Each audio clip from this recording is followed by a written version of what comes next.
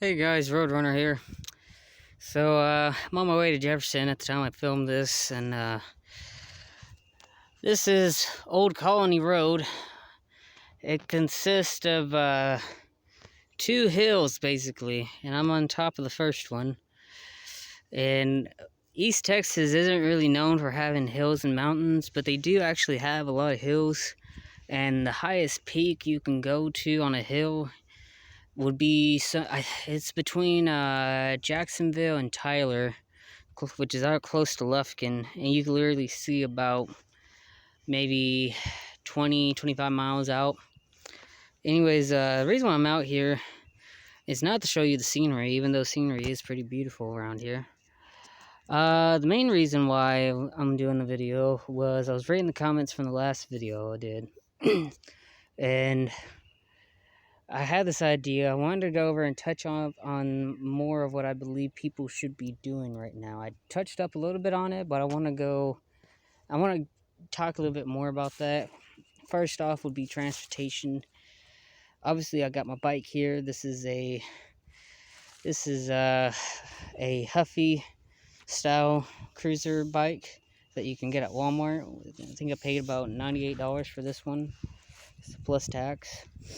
And of course, it doesn't have any gears, which kind of sucks when I'm going uphill, but it works just as good. Really, any bike that can get you 14 miles a day like mine does would work pretty good, as long as you keep good maintenance on it, and make sure nobody steals it.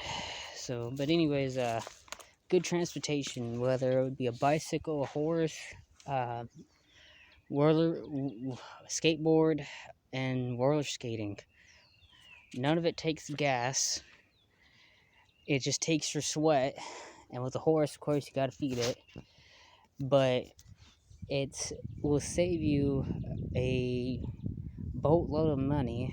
Again, trying to not swear in these videos. Take you a boatload of money. It'll save you a boatload of money compared to having a car. Another thing I think y'all should work on is, of course, food and water would be another thing. Actually, I think that would probably be the best thing to be working on, is food and water. Saving the jugs, refilling them with water, collecting the rainwater, collecting food, saving the food.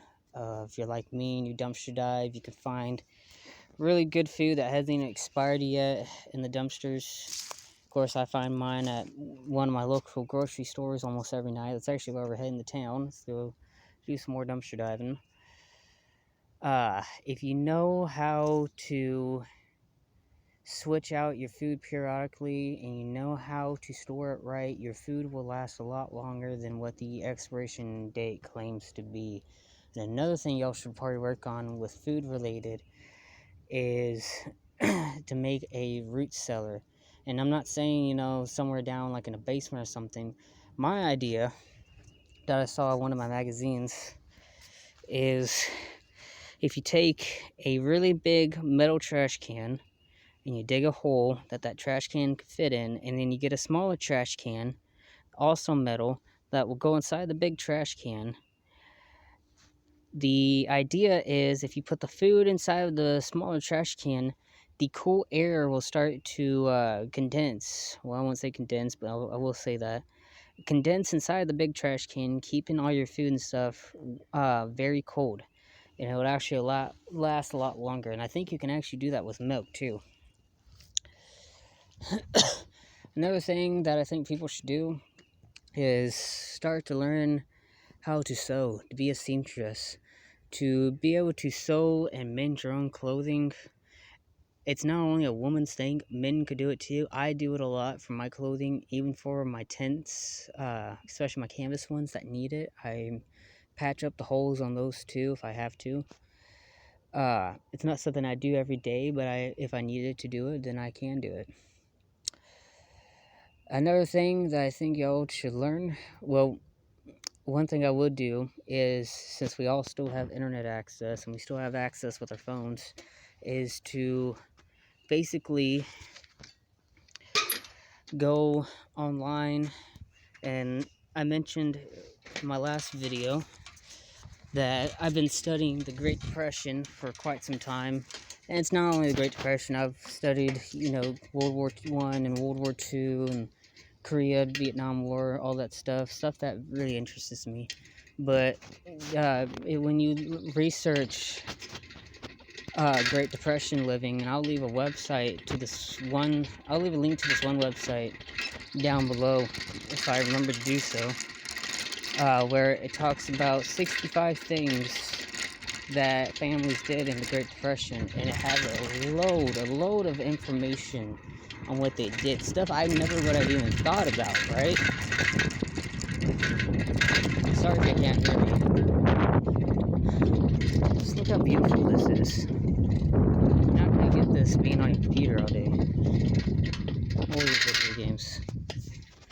Oh, anyways, if you research Great Depression living and such, I think you guys will have a great idea of what would be to come if it ever did come down to that situation.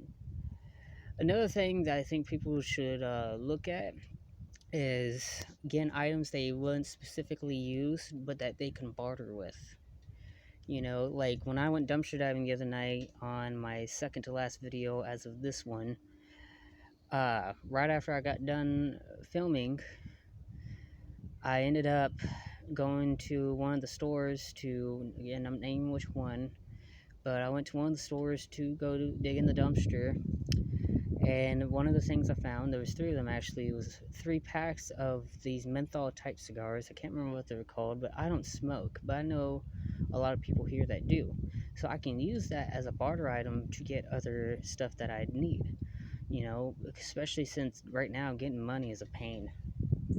But to have barter items, the trade items that you don't need to get stuff that you do need, is something I think a lot of people really need to look into, because I truly believe that bartering would be one of the best things ever to come as a form of currency. And I know a lot of people think it's bad, they just want the paper money, but the paper money really is just as worthless as, say if you used bottle caps from Fallout. The game Fallout uses bottle caps as currency because it has water backing it, but again, the bottle caps are just as worthless. It's just a form of currency, and it's the same way with paper money. But anyways, oh man, what else? Another thing is, I think you guys should start really getting the know your neighbors a lot. And I know that's going to be hard in big cities, especially out here in Texas, like with Houston and Galveston and Dallas and Fort Worth and all that. Big cities, people really don't care that much for others. But, and I could be wrong about that. It's just my personal takes. I hate being in big cities for that reason. Nobody really seems to care. But I know out here in big town and small towns like Jefferson's only like 2,197 something people. We don't go over the 3,000 range. But almost everybody here knows each other. Most of Jefferson knows who I am. So, and that's not just the regular civilians, that's law enforcement, politicians know who I am. Well, not all of them, but a couple. People who own, a lot of wealthy people who own businesses who usually do hire me to do stuff know who I am. They know as soon as they see me, I'm not some homeless bum walking down the road. But getting to know people, I think, would be a very good thing to do, neighbor-wise. Gardening is another thing.